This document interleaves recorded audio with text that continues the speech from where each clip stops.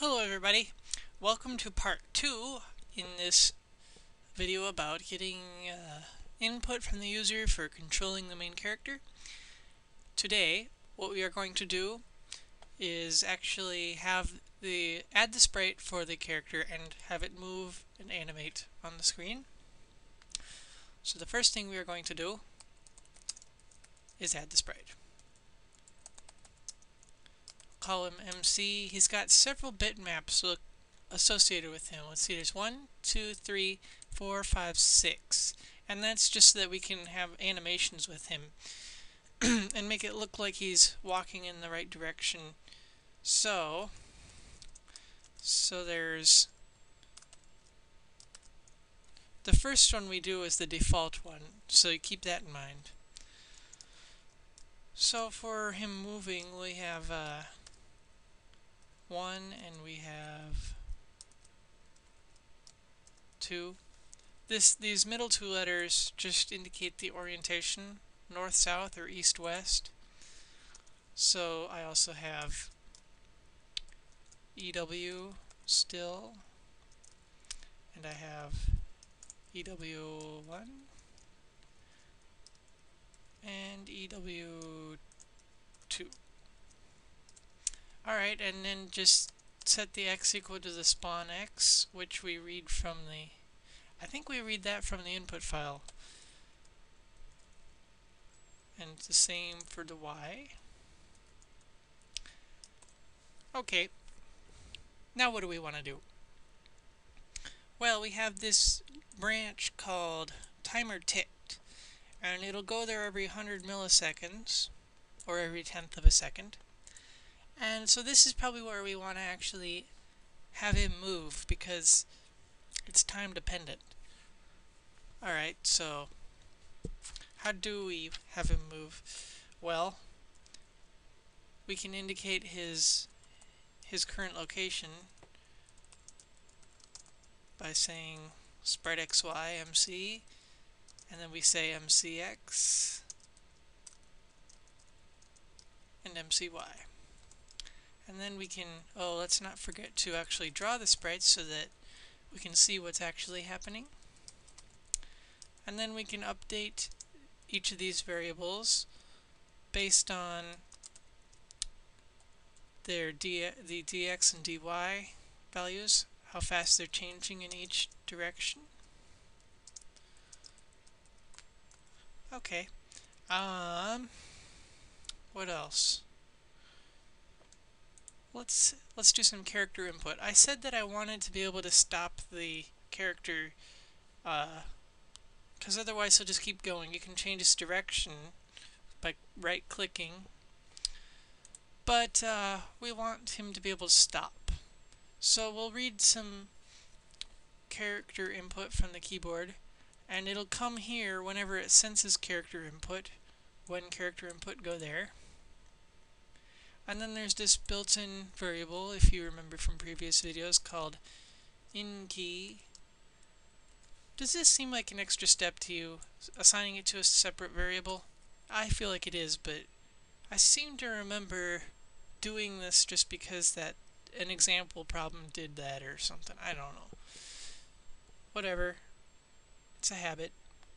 Okay, so we have this variable called inKey, and it contains what key is being pressed. So it's a string variable. And then we can basically just test what it is. If it equals such and such, then do such and such. So let's say if it's, I don't know, z, doesn't matter. Then what? It'll stop. So the change in x and the change in y will both equal 0. Good enough for now. Later on I'll test to see which orientation it's in, so that he'll stop facing the right way. But for now, we'll just try it, save it and run it. See, it had a problem. Bad command for number 1. Draw sprites. Oh, we can fix that. Draw sprites, not spites. Okay. See, he's not animated at this point. By the way, he's supposed to be like a stick figure viewed from the top down. So it's pretty bad. And then I just press Z and he stopped. Okay, so that's working. Yeah, and I probably should do a little bit better. Like, look, you can see right through the top of his head. That's kind of weird. Anyway, let's work on animating him. Alright, so I want to be able to tell whether he's going north and south or east and west, roughly. I mean, he could be going at like a 45-degree angle or something, but we won't worry about that.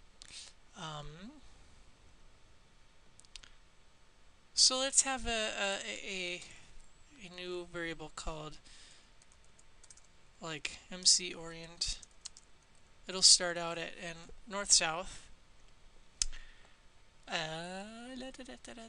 Let's go down here. Okay. So first thing we'll do, let's have this angle called theta, and it equals the inverse tangent. That's a built-in function, ATN. It's the inverse tangent of dy over dx, and this will give us an angle in radians. I don't like radians, so if you remember, you can convert to degrees by multiplying by 180 and dividing by pi. 14159. Good enough. Okay. So, what is this going to do for us? It'll basically tell us which way it's going. Once again, I won't explain the math. If you want to understand what this is, draw yourself a little picture. And if you know trigonometry, you will come to the same conclusion as I. Oh, but one thing. Notice how we're dividing by mcdx? Computers really don't like it when you tell them to divide something by 0. They yell at you and get really angry. So to avoid this, we can have this condition where it'll run it only if mcdx is not 0. So then we can do this. Have all of this in one big if. Alright, so if it is this, what are we going to do? So we have our theta. Oh yeah, draw yourself another little picture. If it's greater than 45 degrees, or if it's less than negative 45, then it's facing north or south, I believe. So what does this mean for us? If, let's call it frame. We'll have two frames, one for one and one for the other. This is where we're doing our actual animation. We want it to initially equal either 1 or 2. Let's say 1, because otherwise it'll never do any of this. So if frame equals 1, then we'll say that the sprite image is 1, the first one, and that would be, what would it be? It's going north and south, so we'll pull the north and south one.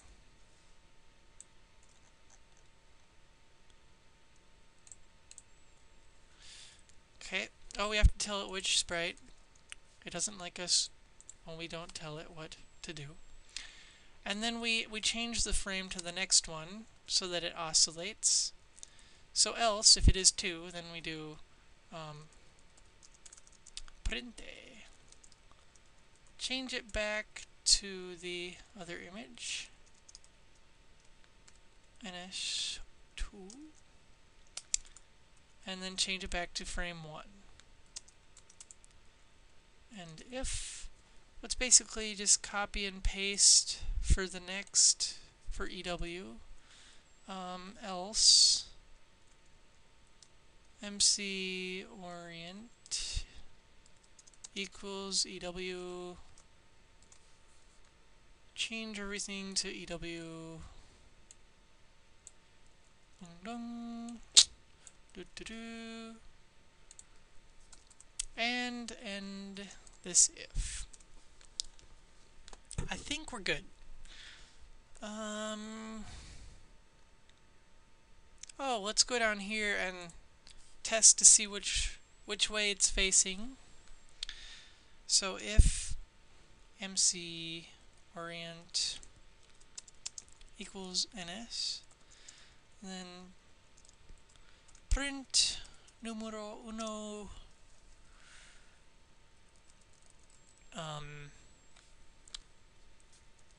sprite image main character MC NS still. Copy and paste this for EW.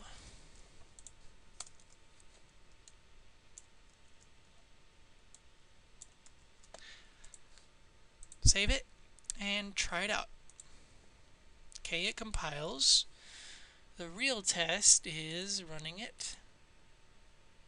Alright, well, it looks like he's kind of waddling back and forth, if you have a good imagination. Alright. He can still go through walls, but as I mentioned, we can fix that in the next video.